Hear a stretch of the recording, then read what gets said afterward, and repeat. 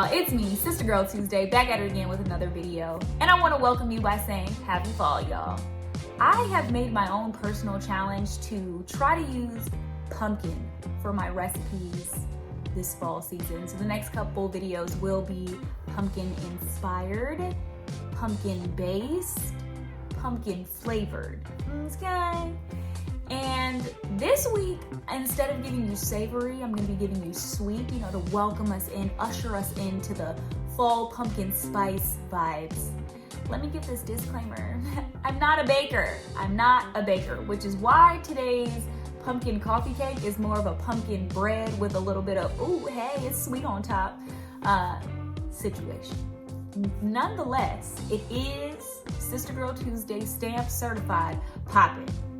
So, if you want to see what it is that I made, what I'm talking about, just keep watching, but you already know. Before you go, don't forget to like, comment, share, and subscribe, and I'll see y'all next time.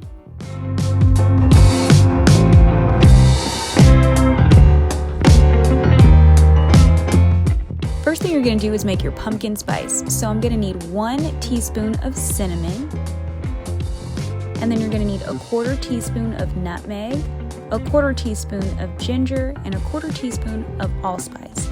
You'll mix all that together and you've got pumpkin spice. In a separate bowl, I'm going to take my granulated white sugar, and then I'm going to add flour to that. Then we've got a little bit of salt going in, a little bit of our pumpkin spice, and some baking powder. I'm just mixing that all together before adding my wet ingredients. So I've got some oil. I don't know what happened to the footage of the milk, but I used some coconut milk, and then I've got my pumpkin puree.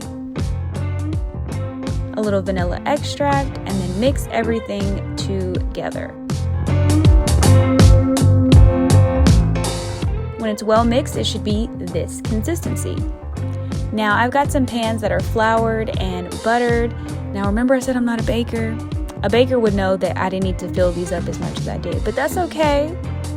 That is okay. Now I'm gonna make this streusel topping. So you'll need some cinnamon. It's supposed to be a pinch of salt, so I had to take some out.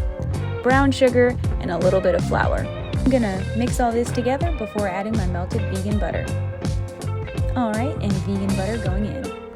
I don't know if this is what a streusel topping is supposed to look like, but this is what mine looks like. So now I'm just gonna top each of my loaf pans with the sugary mixture.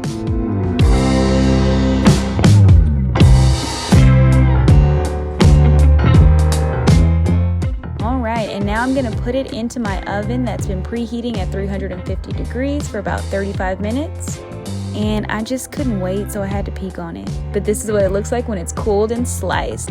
Be sure to let me know in the comment section below what you think about this amazing vegan pumpkin bread.